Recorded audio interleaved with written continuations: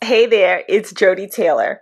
Whether you're a first-time listener or it ain't your first rodeo, welcome to Jody Tried It. This tiny podcast is about my journey of purchasing and trying many professional and personal development tools and resources, such as courses, memberships, subscriptions, templates, and apps. I'll share my honest review, key takeaways, and things you might want to consider to help you make informed decisions about your personal and professional development. Now, time for a quick affiliate disclosure.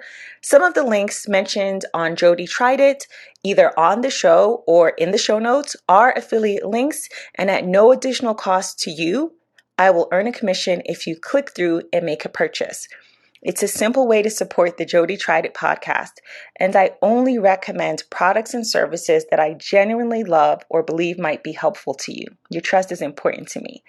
Thank you so much, and without further ado, let's hop on into it.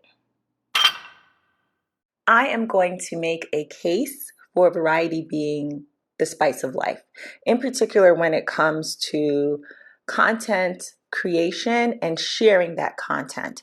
So I'm going to use my podcast as an example and episodes that I have repurposed, repurposed. Let's start with one of my favorite, like easily in the top three favorite episodes I've ever recorded, and that was How to Find Your Voice. And that first appeared on the Quick Story podcast, which is also my podcast on Bcast. So that I uploaded it on May 9th, 2024, and it got 16 downloads, 1-6. Okay, that kind of broke my heart a little bit because I really liked that episode. All right, let's move forward. So then I put it on Snacky Says podcast, which is another one of my podcasts. That podcast is on Substack. So let's take a look at those numbers. You're going to hear clicking because I'm clicking back and forth between Substack and Bcast and the different podcasts. So Snacky Says, I put it on Snacky Says on May 12th, 2024, and it got to date 65 downloads. Okay, so the first upload was May 9th on Bcast, Quick Story Podcast, and it got 16 downloads. And then 3 days later, I shared it with my Snacky Says podcast audience, and it got 65 downloads. All right, so now we're on Jody Tried It, more recent. On July 9th, 2024, I uploaded it to Jody Tried It on Bcast. And to date, today is Tuesday, July 16th. I'll probably upload this on Thursday, July 17th, or maybe tomorrow. We'll see. We'll both be surprised. Haha. So How to Find Your Voice, July 9th, 185 downloads.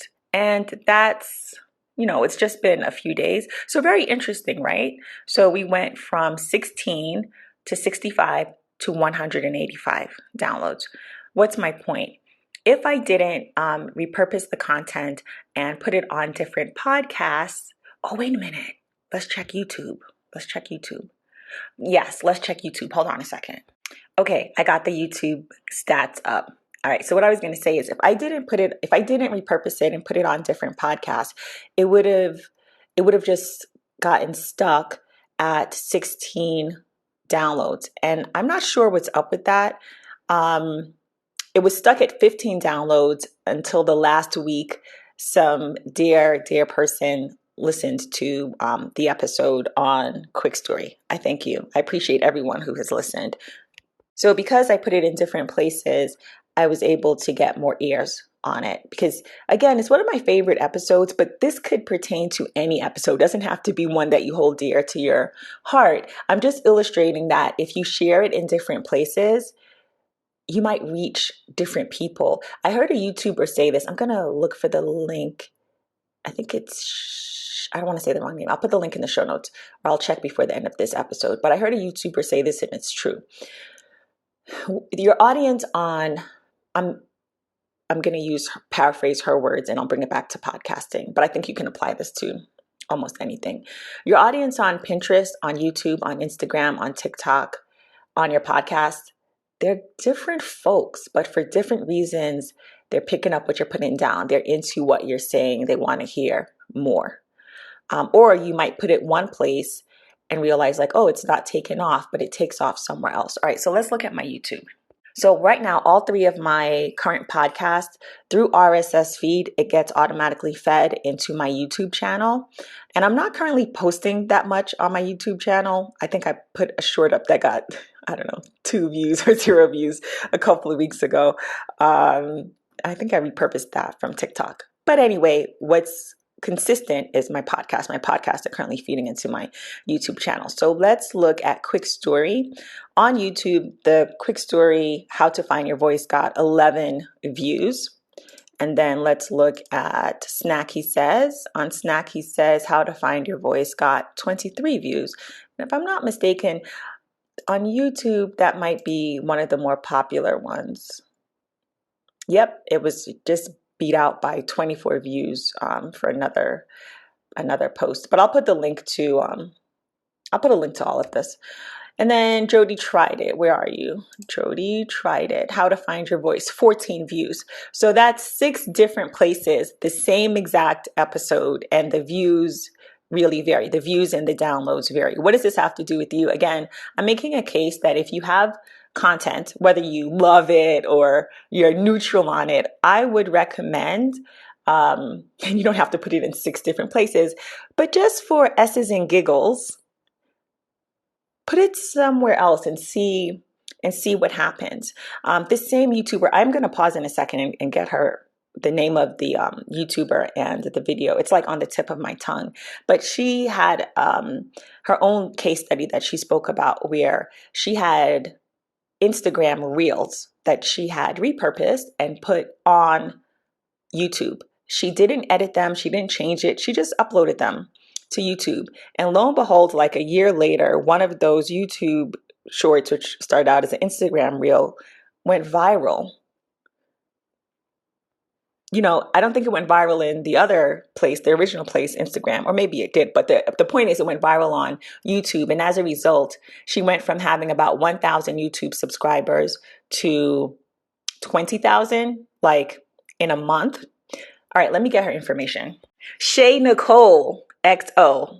I was close. I was thinking Shayla, but Shayla is a vegan foodie YouTuber. Okay, so the YouTube channel is Shay Nicole XO, and the name of the YouTube video is How to Become a Paid Content Creator in 2024.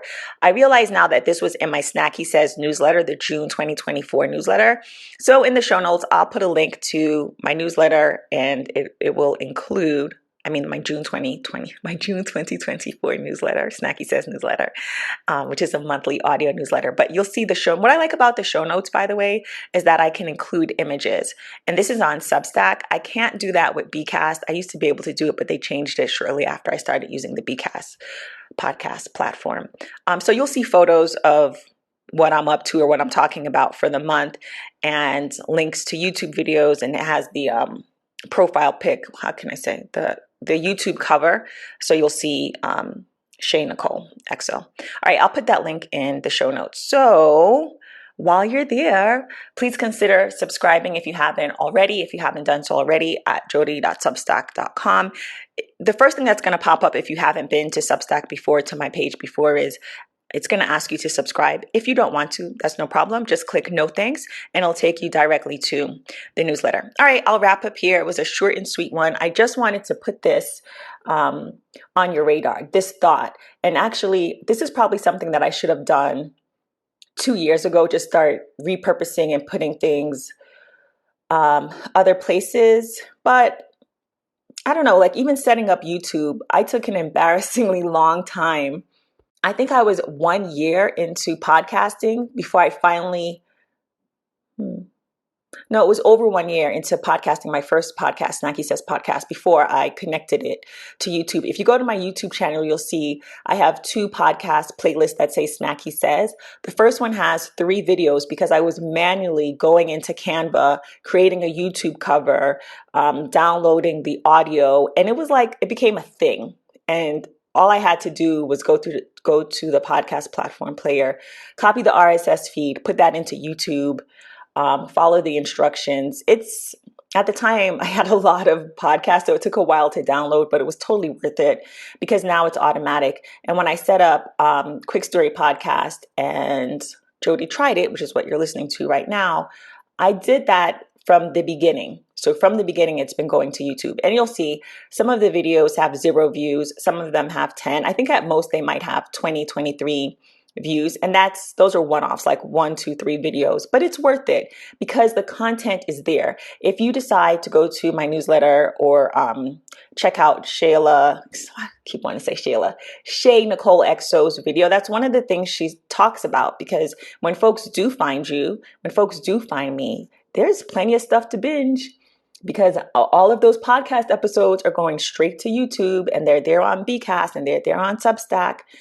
So even if it feels like, if you're like me, and it sometimes feels like, oh, no one's listening, no one's watching, or a lot of folks aren't, like that How to Find Your Voice episode, I love that episode so much. And I was like, wow, 15 people in the whole wide world. What can I do so more people can hear this? And I've done it with other podcast episodes too, across the 3 podcasts. And it's just really interesting to see between the 3 podcasts and YouTube what does well and where. And well is, of course, subjective. All right, I'm really going to end here. Thank you so much for listening. Hey, thanks for listening to this episode of Jody Tried It.